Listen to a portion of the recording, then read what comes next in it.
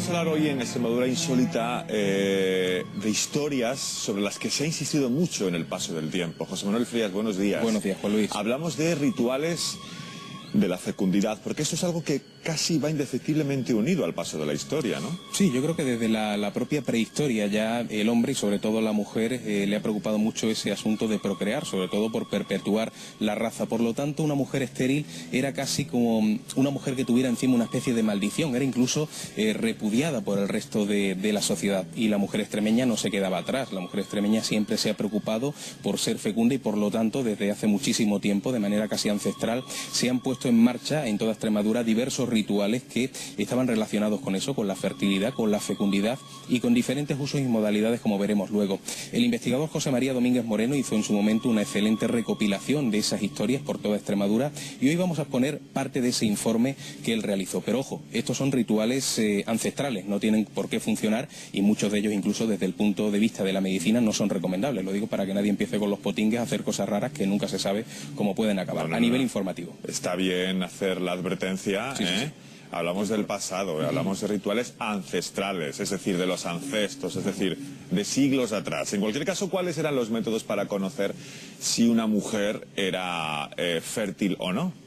Bueno, existen diversos, por ejemplo, se usaba eso de untarse saliva en los párpados y se decía que si esa saliva se secaba pronto la mujer era fecunda y por el contrario si se mantenía húmedo era estéril. También otro de ellos que era meter un hueso de liebre en el fuego de la chimenea, si ardía sin estallar la mujer era fecunda y por lo tanto si estallaba era estéril. Hay más cosas incluso, sembrar trigo en una maceta, por ejemplo, se dice que si crecía en poco tiempo la mujer era fecunda y lo contrario si era estéril. Y un último y curioso ritual, en este caso lo hacía el hombre debía llevar en el sombrero cosido un pelo de su prometida y se decía que si cambiaba de color ese cabello, la mujer era fecunda y por lo tanto si se mantenía del mismo color originario, la mujer era estéril. Bueno, José Manuel, permíteme que hagamos un paréntesis ahora porque claro, tienes que ir con la lupa entonces para saber si prácticamente el cabello cambiaba o no de color. Prácticamente. En cualquier caso, sí. Bueno, entonces no existían las mechas, entonces sería complicado, ¿verdad? Que fuera, ¿no? Tengo a Montaña, mi compañera de peluquería, enfrente diciéndome que no, que sería difícil, entonces. En cualquier caso vamos a seguir porque para que una mujer estéril se quedara embarazada, ¿qué tenía que hacer? Existen muchos métodos para vencer la esterilidad, muchos de ellos, por ejemplo, relacionados con el agua. Se dice que bañarse en determinadas aguas, como por ejemplo, tengo aquí algún listado, baños romanos de Alange, termas de Montemayor, baños de San Gregorio, baños de Brozas, baños de Pedroso de Acín. Y luego otra cosa también importante, los manantiales santos, esas fuentes que están, por ejemplo, al pie de ermitas o de santuarios. Sí. Se dice que bañándose o bebiendo de ellas, las que sean potables, por supuesto, también puede provocar esa fertilidad, ¿no? También el agua bendita cogida el sábado de gloria de una iglesia, si se unta sobre el cuerpo también favorece esa fecundidad, o por ejemplo el rocío de la noche de San Juan, ¿no? Antes de que amanezca, de hecho antiguamente las muchachas se revolcaban en el suelo para mojarse de ese rocío. Ajá. Y eso provocaba también esa fertilidad en el cuerpo. Y una última cosa, mezclar agua de 3 fuentes o de 3 ríos bebiéndolas en ayuna, siempre que ese agua sea extraída o de la fuente o del río durante horas nocturnas. Hablas entonces, por tanto, de métodos, de procedimientos en los que el agua es el protagonista, pero ¿había más opciones? Sí, había más, por ejemplo, relacionadas con elementos comestibles o con plantas. Se dice que alimentarse con mucha cebolla también provoca esa fertilidad, o incluso lanzar arroz a los novios en una boda, algo que se hace muy a menudo, sí. Pero nadie sabe que es por eso, que es para... Oye, es curioso esto, ¿no? Que es para provocar la fertilidad en la novia. O sea, lo hace todo el mundo, pero nadie sabe pues por qué es. Estoy seguro, José Manuel, que nos vamos este domingo a la salida de una boda aquí en Extremadura. Vamos con una cámara, un micrófono, preguntamos a los invitados por qué lanzan arroz y seguramente tú crees que la mayoría no lo sabrían. Seguramente, o sea, prácticamente es un ritual que se hace desde siempre, pero poco a poco se ha ido olvidando la tradición original y es por eso precisamente. Pero hay más cosas, Juan Luis, por ejemplo, introducir, en este caso también hablamos de una boda, introducir la madre en el dobladillo del vestido de esa boda granos de trigo, que también es algo que se hacía antes mucho. O por ejemplo, emplastos sobre el vientre, la pelvis, los costados de aceite, manteca, yema de huevo, gotas de cera, vino, leche y gotas de agua bendita. Esa mezcla untada también sobre el cuerpo. Y una cosa que también se solía hacer en el pasado, pisar descalza, la mujer que quiera vencer esa infertilidad, plantas de borraja o de azucena. Bueno, desde luego, qué cantidad de historias, también necesitamos casi una alacena. Sí, sí. para hacer los rituales, claro. Y en este caso que las mujeres que no eran fértiles pudieran llegar a quedarse embarazadas. En cualquier caso vamos a hablar ahora de una piedra llamada piedra bamboleante.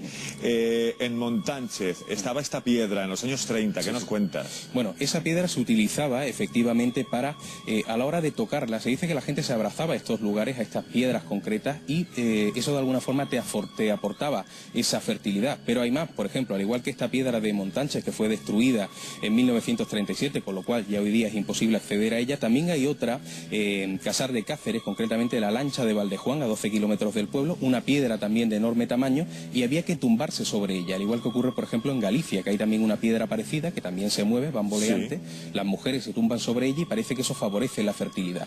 También el elemento tierra es muy importante, los recién casados deben labrar la tierra al día siguiente de la boda para también favorecer la fertilidad en ese matrimonio. Y algo también muy curioso, el elemento metal, ¿no? El hecho de raspar las cadenas de la puerta de una iglesia, de una catedral, que es muy frecuente que haya cadenas, ese polvo raspado se mezclaba antiguamente con vino y era consumido después. Esto no es aconsejable para nada, claro. Simplemente cuento que se hacía en el pasado. Por supuesto.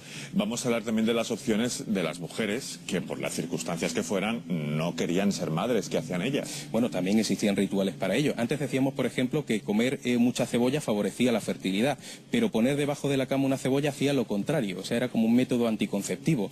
También llevar puesto de vez en cuando una camisa de una mujer estéril, o sea, que entra un poco casi el fenómeno de la osmosis. Te pones la camisa y eso de alguna forma hace que absorbas esa esterilidad de la mujer que te la ha prestado, ¿no? También llevar colgado del cuello una bolsita con pelo y una gota de sangre de mula, no consumir carne de liebre en ningún momento, que dicen que también favorece el embarazo y por lo tanto aquí no sería aconsejable, y tomar un grano seco de perejil al año, todos los años que desees seguir infértil, o sea, sería una especie de pastilla anticonceptiva una vez al año, pero en este caso no una pastilla sino un grano seco de perejil. Fíjate qué curioso. Bueno, desde luego ustedes estarán conmigo en que toda la exposición del capítulo de hoy de Extremadura Insólita de José Manuel Frías no tiene en absoluto desperdicio. Yo, si me permites el comentario, voy a sacar un poco de humor de todo esto. Y es que, claro, tú decías que tomando mucha cebolla, sí, la mujer podía quedarse embarazada. Sí, exactamente. Cuestión difícil, porque cualquiera le daba un beso. Ahora que lo pienso. Eso sí. Pero bueno, era cebolla, no era ajo, que sería mucho peor todavía. Sí, pero la cebolla también se nota enseguida. Se nota enseguida. Cuando te acercas a alguien a comer cebolla es terrible. Pues sí, como para tener un hijo con ella. Pero bueno. Frías, gracias. Muchas gracias. Hasta la semana que viene. Vamos a recordarles a todos ustedes la dirección de correo electrónico. Estamos esperando sus historias. Queremos que también nos las cuenten a través del ordenador. Nos la envían las historias de Extremadura insólita de su pueblo, de su zona, a la siguiente dirección de email. El día es nuestro, todo junto @canalextremadura.es.